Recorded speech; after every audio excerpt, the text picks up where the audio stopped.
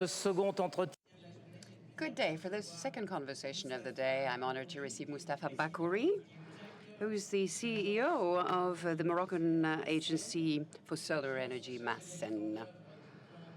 And he's also managing the emergence of the new NUR plan, which by 2020 should be providing 2,020 megawatts, in fact, which is the first worldwide. So I'll start by introducing Mustapha BAKKOURY, who is not only going to tell us about this very ambitious but absolutely strategic project for Morocco's independence.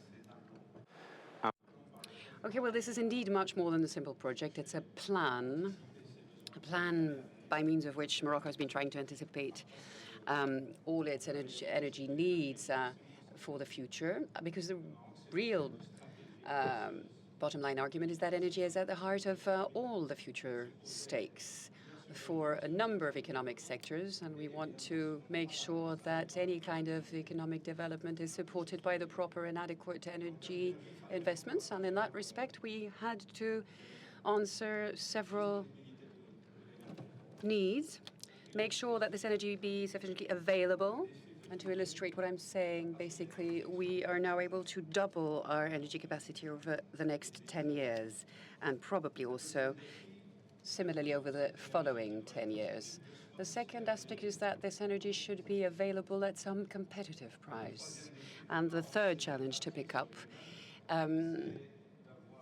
is to make sure that we can contribute practically to the struggle against greenhouse gas effects, basically. So the first sector, as we know, that is responsible for those greenhouse effect gas, in fact, have to do with energy industries, in fact. So we try to be as consistent and credible as possible, and we developed that vision in 2009. A strategy ensued from that vision, and a number of projects will have to be deployed by 2020 in order to generate those 2,020 megawatt of solar energy. And it's good to perhaps remind ourselves also that there's a similar kind of strategy and project for wind energy and hydraulic energy, so as to make sure that the capacity built by 2020 will be fully satisfying. So this is a plan that is not only aiming at producing sun energy, as I said, but also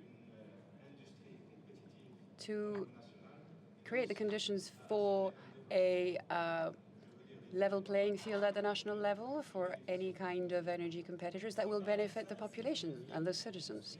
So the interesting thing is that obviously in Africa we have a lot of sun, and from a helicopter perspective, so to speak, without a pun, the perspectives seem rather dark. So why this discrepancy basically? Is it the costs or the investments which aren't adequate?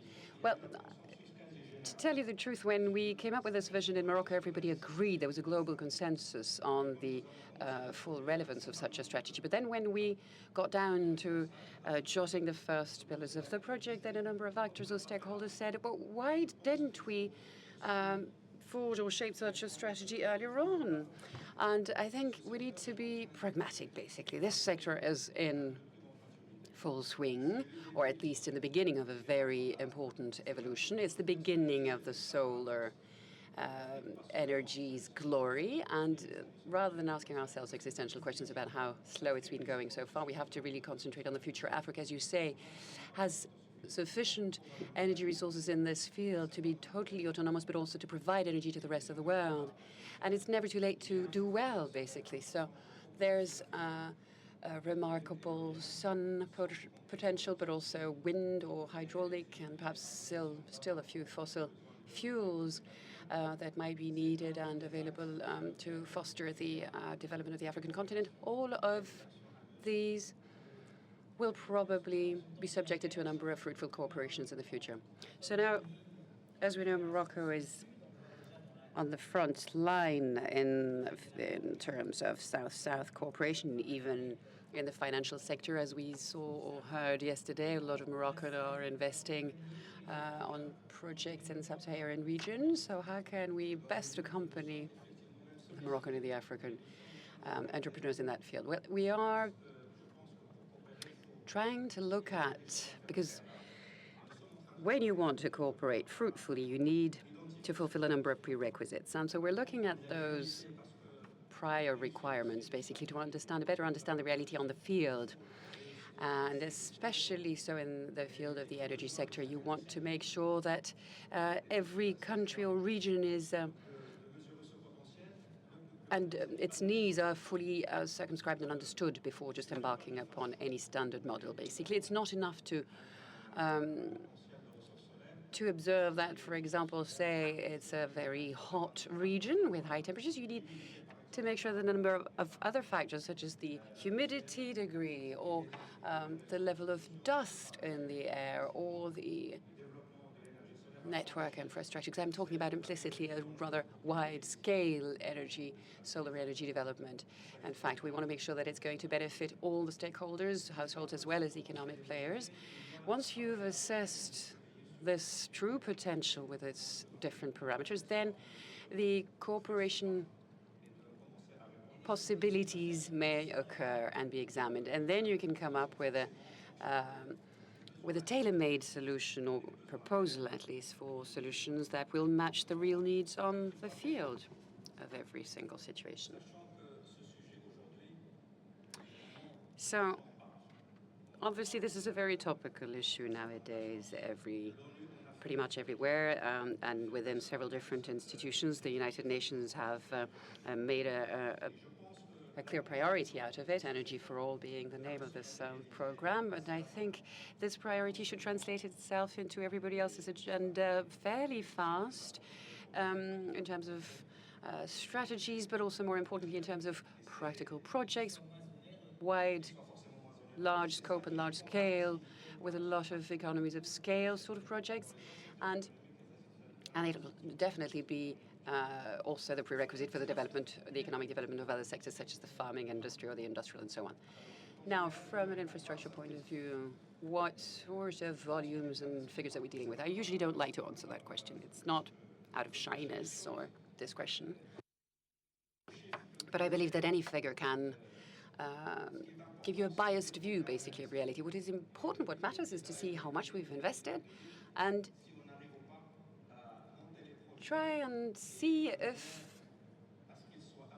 the projects will actually be implemented and transformed into sustainable realities for the economy. These are obviously major investments. That's by essence the characteristic of any renewable energy related project.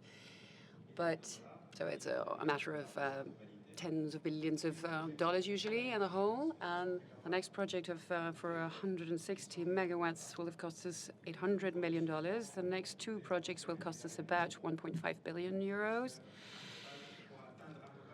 And will reach a total of 500 megawatts capacity in the region of Ouarzazate.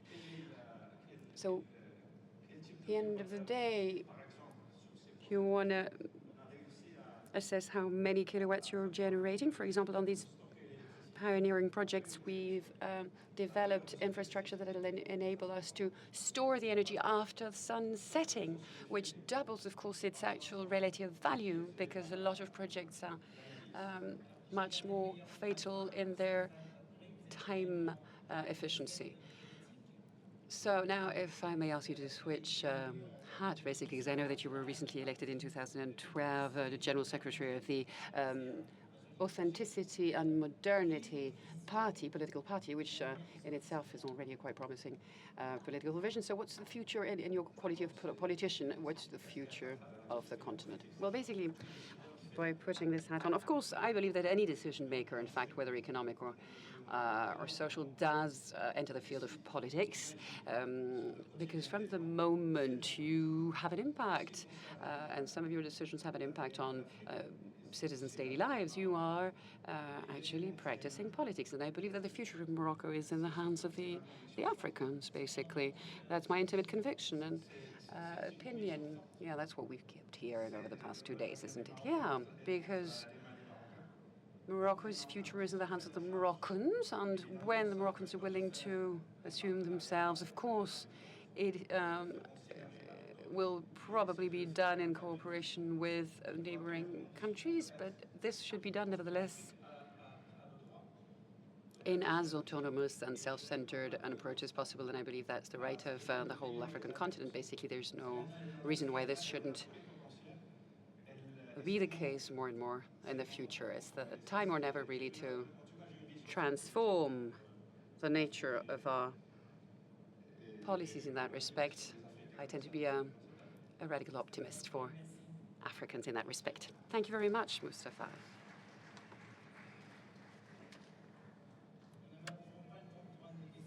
I'm afraid we don't have enough time to take your questions and answers, but you'll have a chance to run into Mr. Bakkoury later on.